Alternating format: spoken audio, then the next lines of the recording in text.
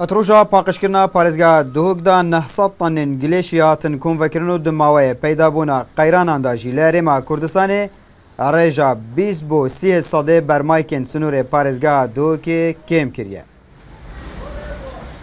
Ev gilêşe piştî jî têta jî cida kirin, her kerestek cida dibîtin, piştî hingê têta firotin. Li ser zêdekirinê aşkira da têta firotin.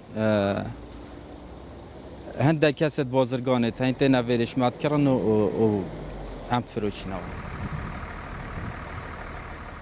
Li parêzgeha Duhok sê kargehên ji vevartina gilêşî hene û her yek rojane nêzî 500 tanên gilêşî ji hev cuda dike û beşek ji wî gilêşê etmînî jî tê binaxkirin.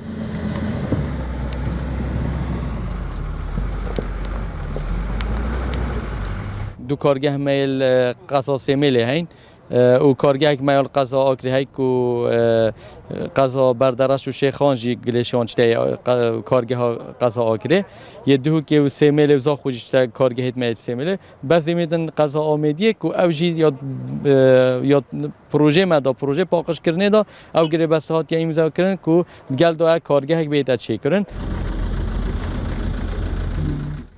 گلێشê her yek ji qeza Duhok û Zax û Sêmêl ser bi kargehên sînorê qeza Sêmêlê ne û qeza Berdareş û Akrê û Şêxan li Akrê gilêşê wan ji hev tê cuda kirin.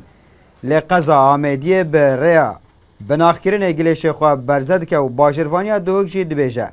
Wê kargehekê li qeza Amêdiyê jî diroz bikin bi vê yekê li sînorê parêzgeha Duhok wê bibin 4 kargeh.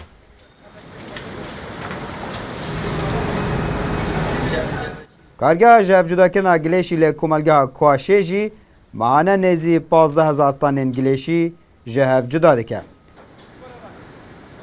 Abdusamet Rêkanî, NRT, Duhok.